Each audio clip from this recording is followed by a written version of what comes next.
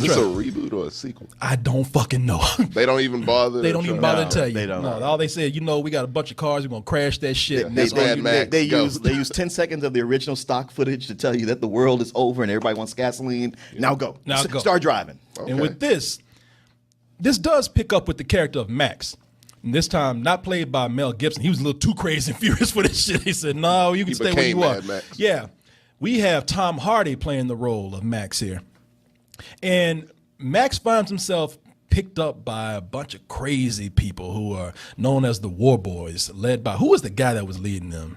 They never really said his name. They did. Did they? They did, yeah. But it's got dude who wears a big mask covered in white paint and has all these people bowing at his will because he controls the water and also has rule over one of the few green spots left in this land. Now, Max finds himself rescued by a strange woman named Furiosa, played by Charlize Theron. And from that point on, he finds out that she's trying to smuggle some girls out for what we don't know, but she wants to take them someplace where it's going to be a much better place than where they are at the moment. And Yeah, where they're sex slaves and breeding material. yeah, taking them someplace where not being raped 24 hours a day. And this is from that point on, after they know that little bit of story, that's it. That is pretty much all you got. It's just really one long car chase after this. No, it's two. What is that? It's two long car chases. Oh, you talking about one at the beginning, then they take a break, and then they go right back where they came from? Like they have a car chase trying to get to somewhere. So it's a pit stop. Yeah. Okay. They get to one spot. They have one long car chase there. They get there and like, well, this is fucked up. Let's have one long car chase going back to where we came from. Yeah. Now, there's been a lot of controversy about this film because there's been a lot of people out there who have been saying, oh, you know what? This is just one big, long feminist movie where you've made Mad Max a secondary character, and you are absolutely wrong about that. This is one long movie with a strong female character where Mad Max is a secondary character. Just because you have a strong woman in this doesn't mean that this is a feminist film. I'm really taking offense to all of this. This shit is getting out of control. Where it's like, oh man, the Age of Ultron it's misogynistic because Black Widow wants to. They act like Black Widow has to get married to be complete. Yeah. Joss Whedon, he's not a real feminist. He's a whatever. Now with this, you get the opposite side. Like, oh, this is promoting a feminazi agenda, and you're like, they're just movies that don't do either one of those things. Like to say that, you have to go in looking for it, and then decide you're gonna make it up when you don't see it. They have a new hero here. Mad Max is not the center of it. So I'll give you that. If you want to say that this might be a little misleading, Charlize Theron is the true badass right here. She is the one that the movie really centers on the most. And I don't have a problem with it because in addition to being just a really strong, badass character, and for females who want to see a cool character like her on screen, you get that. But besides the cars in the movie and the car chases, she is the second coolest special effect in the movie. I mean, she got that one arm, and she beats the fuck out of Tom Hardy with it. She got one arm, she's working that nub, and She's a lot bigger than him. and you know what? I'm looking at this, and I'm like thinking, now you're going to see it in a minute. Look at that. Watch her when she starts rolling around, and watch when she gets up and she starts running. I mean, she is working that nub that she got right there, and I thought, God damn, did they really cut off Charlize Theron's arm? I'm like, this chick was dedicated to this movie right here. She said, when I give her arm and a leg to be in this movie, she wasn't fucking lying. God damn, girl, we'll just take the arm. And she like, I don't give a damn, I got one arm. With the one arm I got left, I'll knock the fuck out of you with that. I don't even know that about her character. He's kind of her bitch at that moment. Whenever she says, I need you to do something, he got that look on his face like, I don't want to do it, but I ain't going to say shit. I'm just doing it because we're helping each other out. Yeah, exactly. Yeah, okay, all right. What I like about these characters in the movie is that Mad Max is really not mad as in angry. You expect him to be like this, this crazy guy that's just out with a bloodlust. He never was before. Yeah, that's what I'm he's kind of mad in the sense that he's gone really mad. The world is crazy, and he's wondering, who's the craziest, me or the world? The same with Charlize Theron, man. Both of these characters are badasses, but they're not playing that macho bravado up, man. They're toning that down and just being more desperate. They're characters who are actually trying to survive and whatever they have to do that. But they're not, they're not being overly macho and walking away from explosions and shit. There's none of that. And that's cool because it really does, for me, it adds more of a vulnerability to these characters. And I have to really drive home that Max is not the main character in here, not just secondhand to Charlize Theron. It's all the cars are characters in this movie. The environment are characters in this movie. And surprisingly, you saw Nicholas Hoult in the trailer. He's the one, oh, what a wonderful day. Yeah. What a wonderful day. And everybody's like, oh shit, he's crazy. He about to fuck shit up. And it's like, no, actually, he's the heart and humor of the movie. I was surprised to find out how funny that character was and how much I felt for that character the most out of anybody. Imagine Joe! He looked at me! He looked right at me! He looked at your blood bag! He turned his head, he looked me straight in the eye! He was scanning the horizon! No! I am awaited! I am awaited in Valhalla! Now you got, out of all these people who get this, the most exposure, the most shine in the movie, Tom Hardy at one point, I gotta let you know, through half of the movie, he is literally a hood ornament. Right there. I mean, he's like, God damn, how the fuck did I get here? He's like, my name is in the title. And I'm a goddamn radio antenna right now. Cross between Hannibal Lecter and a radio antenna. When I look at this, I say, this is one of the few times that I will come in and say, this is a cartoon. That's what it is. It's one big cartoon. It's one big cartoon. No, shut your ass. Be glad I like this cup right here.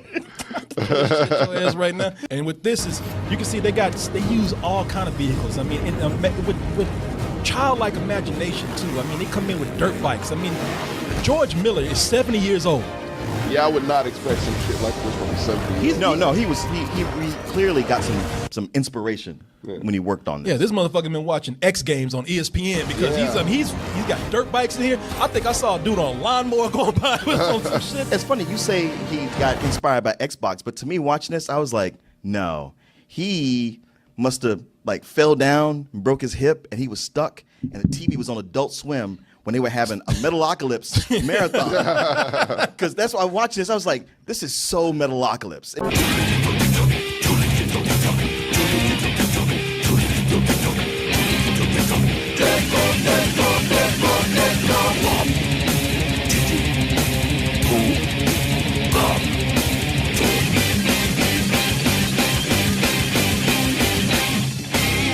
Can I tell you something just real quick? I had a question about that. Well, that's one of the things that I have to say, all right, now that I saw the movie, because I criticized that before. Yeah, I was wondering about that. I said, well, if you want else. That dude with the guitar right there where he's got a flame-throwing guitar. And like Martin said, fuel is precious, and he's out there. They gave him a whole fucking tank full just to play just to rock out. Yeah, man, I'm rocking, I mean, even that whole stereo, that speaker setup is ridiculous, but the longer it goes on, you kind of get it because they're just such extreme personalities. And when they're going to war, they want that they got drummers. They got a row of drummers, like Kodo drummers, just beating the whole time on a different vehicle. And I gotta say, Guitar Man, I love him. I love him. That motherfucker, he had the best job out of everybody. Everybody out there, they got to put themselves on the line. They're dying. They're getting hurt. Yeah, he's got the best job. His job all he does is just rock the fuck out with his cock out the whole time. Literally wakes up, gets out of bed, does that, goes back to bed. Put them same long johns on there. Put them grandpappy long johns on and get that guitar and just rock the hell out. Easy his fucking job. And he's good at it. I said, okay, this works. Yeah. I had no problem with it. And another interesting thing is that the villain, Immortan Joe, he was the same actor who played Toe Cutter, the villain from the first Mad Max. You know movie. what? You were right about that. Let me look up this guy's name. I mean, you never really get to see what he looks like in this movie. Yeah, and this is the actor that played him right here. He plays Immortan Joe. Obviously, he got his dick bitten by a dog right here. look like Nick Swartzen, which is really bad. Shit! Get your goddamn dog, man! That's what I love about George Miller. George Miller is honestly one of my favorite directors. And I always say that I like directors who can take on different things. This is the man that did a movie about a talking pig. Two of them. Yeah. Two of them. Babe in the City. He made, well, I don't know if he made that second movie, but. It's my belief he made the second one also. Okay. Well, I'm not talking about Babe. He also made a movie about a dancing penguin. Talking Dan, Happy Feet. Oh, Right, I keep shit, forgetting gotta Happy get Feet that, was his. yeah. Yeah, that's Yeah. right. And for all you feminists, I mean, all you anti-feminists out there, all you people talking about the feminazis and like, yeah, you know, George Miller, he pussified right now. He also did The Witches of Eastwick. Yeah, shut the fuck up. You know, so, I love all these guys. These guys who are talking this shit. I notice that people who are really secure in their masculinity ain't talking shit about. There's too many people on the internet who don't have shit else to do. Yeah. And they're getting on my fucking nerves. Yeah, you know what? Just shut the fuck up and don't see the movie. Leave everybody else alone. In fact, don't go see any movies at all. Keep your dumb ass at home and read a book for a fucking change. Don't watch anything. God damn. Where was I? Yes, I don't know. George Miller, man. You look at the diversity of his work, and then he comes back and he's his own biggest fan. Yeah. He's like his own biggest fanboy. It's like a fan film made by the person who made the original movie. That's true. It's almost like he looked at some other, like those Aliens versus Predators. He said, that ain't happening to me. That ain't happening to me. I'll do it myself. I'll do it my fucking self. This guy has paid the best homage to himself. Some people will call this the equivalent of sucking your own dick. Well, you know what? I bet it feels good because you know what? This is Hey, great. you should probably know how to do it better than anybody else. I do. Hey man, I'm 6'3". I'll try. I'm almost there. Take yoga course. I'll let you Just practice do it. on me first. Shut up. Man. George Miller knew that there wouldn't be a whole lot of story here, and that's fine too, because a lot of this works like a silent film. You watch a lot of this and you say, you know what? There's not a whole lot of character here, but a lot of character that I am getting is through just characters, through their body language, through things happening around them. So it doesn't insult the audience. It lets the audience kind of put a lot of things together. It's gorgeous. I mean, as far as, whether Tom Hardy is the star or Charlize Theron, no. It's the cars. It's the designers. It's the director of photography. George Miller himself. These are the stars. This is what it's all about. Now, there's a couple of things that What's up? that don't work. Like what? And I know already people are going crazy for this movie. They're like, man, it's got 93% on Rotten Tomatoes. 98. 98. And I'm like, okay, that means really nothing because this movie is far from perfect. And two things that, at least to me, can be unpopular opinion, I don't give a fuck. You getting mad? Ain't nobody challenging you, man. Not yet. Not yet. Okay, but it's coming. Okay. Because I'm going to say something that people don't like to hear. Okay. Tom Hardy is a good actor, but he's no Mel Gibson. And Mel Gibson brought a certain charisma to that role of Max Rockatansky. Some actors have that. Kurt Russell often has it. When he's Snake Plissken, there's just something about him where, yeah, he might be that lone badass, but there's something about him that makes you want to know that guy and be that guy, dress up like him. And Tom Hardy, he's okay. Yeah. But he's not really bringing anything here. And it doesn't help that his role is written to where there's nothing for him. But even in the parts that's for him, it's just like, he's just kind of there. Critics are already going to go in liking this, and they've been waiting for this no matter what. And for those who want to go in and just see a bunch of spectacle, it works for them too.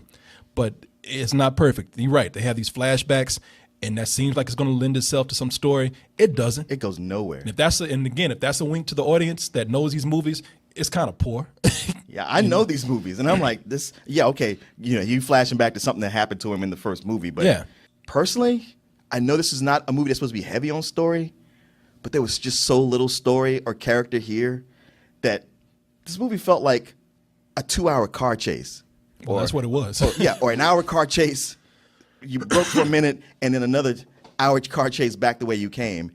And it made it hard for me to really attach myself to any of the consequences of it. And even the characters that we were supposed to like, I didn't feel anything for them. There was one character that I really liked, and that person ended up biting it. And then there was a fine ass chick in this too, and I was like, "Damn, I know, I was like, I know." her? Then you want to go like, "Damn, man, her." Yeah. And she almost got away too. And I was just like, "God damn, man, you have about 10 ugly chicks in here that y'all can kill. This is the finest one y'all got. Y'all gonna kill her off?" I'm sorry. Another thing, this movie needs subtitles because the only person you can understand is Charlize Theron. And whenever anybody else talk, even Tom Hardy most of the time, I'm like, wait, what? Oh yeah, What? And you got Lenny Kravitz's kid in there, Zoe Kravitz. I'm Yeah. like, okay, these other crazy ass Australians, I'll give you that. I'll give you that. But damn, girl, you American. I should be able to understand you. Yeah, even Charlize Theron, like, I got the gasoline. It's like, Girl, it's gasoline, and you know that. Stop saying it like that. Yeah. George Miller went into this knowing what this is. Yeah. And he just wanted to create something that was a car chase, and he wanted to make create one of the greatest car chases on screen. And at this point, he has it. Oh, yeah. A lot of it's practical. These stunts are practical. I mean, they go into a sandstorm. That's one of the greatest scenes in the film, but it's very CG heavy. But I think that it's brilliant in achieving its goal, which is just to give you this spectacular scene of one long chase, and for that I give it a full price. You know, yeah, okay, yeah, I know, I do. I think I mean, they know what they're doing going into it, man. You know, okay.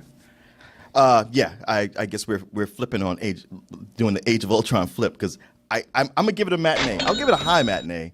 But one long car chase, even when you say it, that don't sound like a good thing. I don't know, man. Everything you're saying sounds like you're. Sounds like what? Don't you sit up here and say I'm kissing ass or I'm a fanboy? Kind of. Motherfucker, you know what? Because you've laid out the exact pattern of a matinee. You really did. You really did. You do this every time just to make me mad. You sit your ass over there and be quiet. You didn't see this shit. I know. Hey, I'm not talking about the movie. I'm talking about your review. You know what? He did the same thing with Age of review. He did the same thing with Age of Ultron. These motherfuckers were wearing capes and had hammers and shields and shit. They could do the exact same thing. He'd be like, yeah, but I understood what they were doing, and it's a full price. No. I never said I understood what they're doing. I don't give people credit for what they were trying to do. And by the way, you saw Age of Ultron. What did you say? I did.